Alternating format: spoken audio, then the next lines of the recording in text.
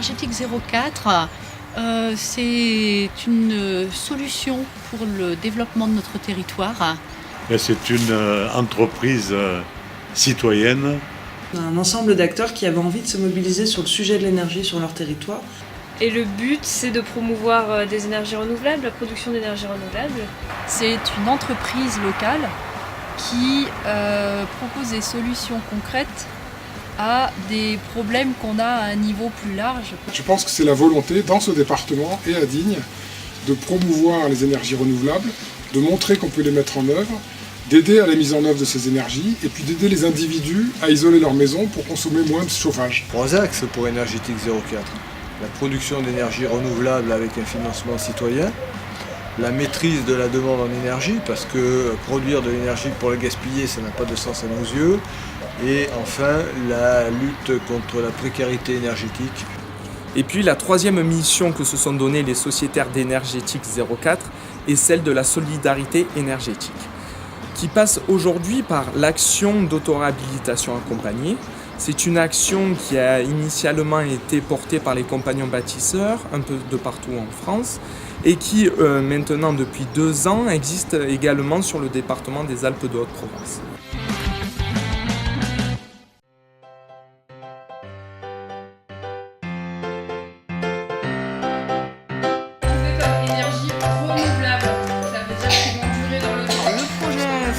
On va dire. C'est un projet qui a été réalisé sur une école aux environs de Digne, qui est l'école de Gobert. C'était un projet de 5 kW crête, donc c'est une relativement petite installation. Énergétique 04 a installé la première centrale photovoltaïque à financement citoyen dans le département 04. Puis il y a aussi la dimension pédagogique, c'est sur le toit d'une école, donc les enfants voient ça tous les jours en allant à l'école, il y a les parents qui amènent leurs enfants qui voient les panneaux solaires. Alors quand elles font la neige, ça devient quoi? De l'eau, avec les barrages. La naissance du projet, c'est la rencontre autour du pôle d'initiative locale d'économie solidaire de citoyens qui se posaient des questions justement à une époque où il y avait une forte pression des grands opérateurs d'installations photovoltaïques qui démarchaient tous les gens en disant installez du photovoltaïque sur votre toiture, ça peut rapporter de l'argent.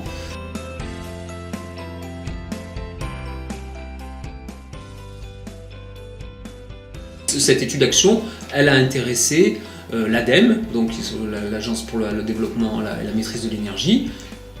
Donc ça les a intéressés, ça a intéressé le conseil régional qui nous a financé et ça a intéressé le programme LEADER qui était le programme de développement local en disant tiens, si c'est la création d'une activité économique potentielle, on est d'accord pour financer cette étude. Alors justement, dans le cadre de l'étude action, il y avait un des volets qui était de dire, pour que ce soit action, ça veut dire qu'il faut qu'à la sortie il y ait la création d'une structure juridique, donc c'était l'association, mais il faut aussi qu'il y ait une opération concrète sur laquelle on puisse mobiliser les gens. On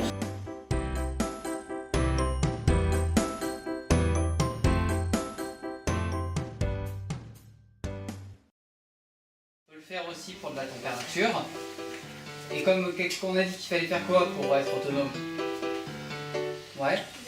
Globalement, la température optimale. L'idée du deuxième anniversaire de Gobert, c'était de retourner dans l'école pour voir un petit peu comment l'installation que Énergétique a portée, que nos sociétaires ont financée, vivait au sein de l'école. On va s'éloigner, on va arrêter de faire de l'ombre dessus et on écoute le bruit du ventilateur. Il va plus vite?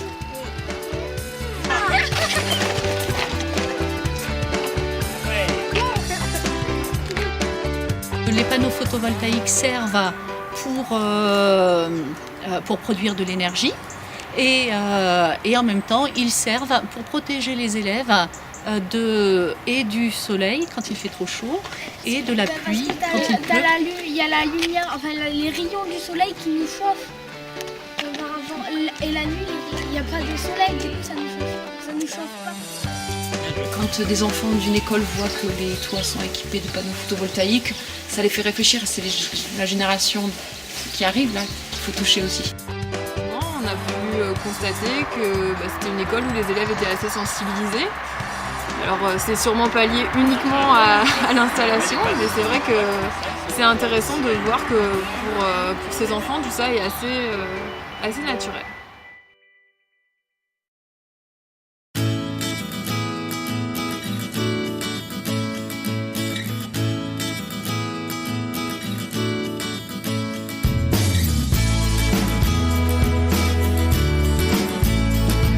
Ici on est à Moustier-Sainte-Marie, donc on est à proximité immédiate du siège du parc naturel régional du Verdon.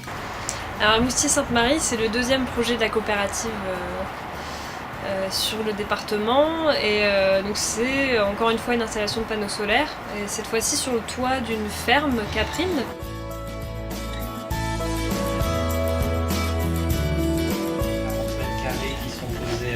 Toiture, 22 kW crête, c'est la puissance totale de l'installation. On produira 17 000 kWh par an. Ça fait ce que ça fait à peu près la consommation de 6 familles. Ensuite, on a le système de surveillance réseau qui est très intéressant, puisqu'il nous signale s'il y a une panne sur un module ou sur un micro-onduleur, il nous localise l'endroit. Il n'y a pas à démonter toute l'installation pour chercher la panne.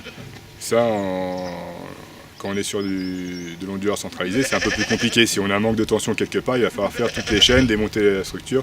Là, on sait précisément où il faut aller chercher. Les différentes étapes, c'est vérifier la faisabilité du projet en visitant le bâtiment qu'on peut imaginer avoir à disposition. C'est chiffrer un petit peu le coût de l'installation. C'est réaliser le plan de financement, savoir faire un prêt à la banque, savoir combien on va devoir apporter en capital en tant qu'actionnaire de cette installation. Et puis, c'est procéder à une sélection d'installateurs et ensuite à la réalisation des travaux, puis à la réception des travaux. Je crois que c'est bien de montrer aux enfants pour l'école qui sont l'avenir et au grand public pour la ferme caprine, de montrer qu'on peut faire ce genre de projet avec la participation de beaucoup de gens. Et il y a un vrai rôle d'éducation des gens en général pour leur montrer qu'on peut faire ça, que c'est rentable.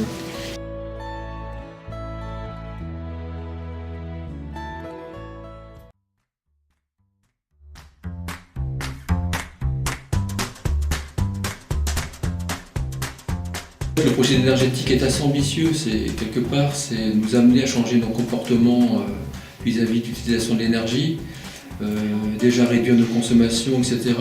Par conviction personnelle, je suis convaincue qu'il faut agir pour protéger la planète. Donc quelque part ça manifeste que je crois que cette entreprise elle va durer, et puis que je fais confiance à l'équipe, et puis que je pense que c'est bien pour ce territoire d'avoir une entreprise comme ça, c'est bien parce que ça donne du sens, c'est bien parce que ça crée de l'emploi. Très heureuse de continuer à être sociétaire de cette coopérative et que je garde un lien très particulier avec elle, avec les gens qui la composent, parce que j'ai énormément aimé travailler aussi bien avec l'équipe salariée que les sociétaires.